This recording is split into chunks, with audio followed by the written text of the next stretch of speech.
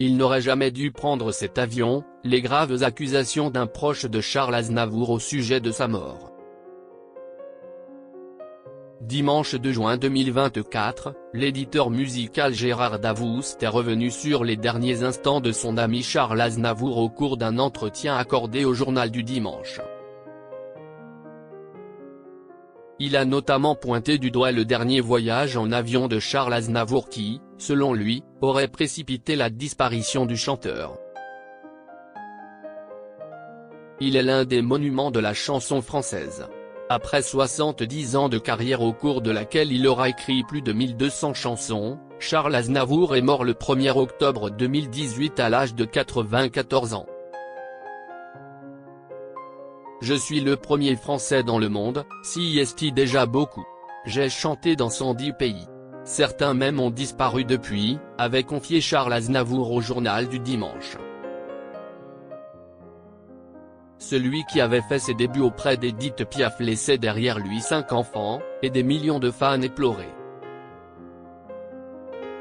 J'ai du mal à exprimer l'étendue de mon chagrin à l'annonce de la disparition de ce grand homme au talent immense que j'admirais en tant que créateur et en tant qu'ami, avait écrit Michel Polnareff. Je l'avais trouvé fragile dernièrement et m'inquiétais au sujet de son projet de tournée mondiale. Au revoir Charles, on devait se voir bientôt à Los Angeles. Je suis très triste. Il n'aurait jamais dû prendre cet avion.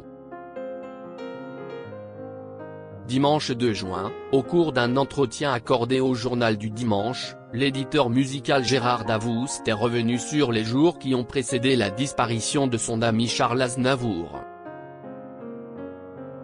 Il a notamment pointé du doigt les 2 concerts au Japon que le chanteur a honorés malgré son âge avancé.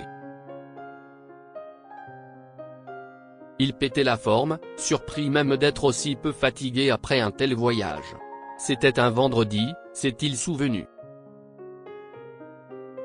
Le lundi, je déjeune à notre cantine habituelle, le pétrissant, quand le patron m'annonce qu'il a entendu une terrible nouvelle à la radio.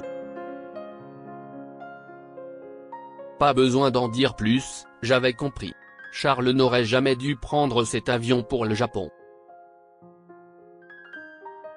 On ne laisse pas un homme de 94 ans faire un trajet aussi long sans lui administrer des anticoagulants.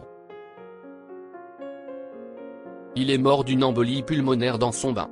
J'en veux encore aux compagnies aériennes. C'est criminel ce qu'elles ont fait, a-t-il ajouté. Voilà qui est dit.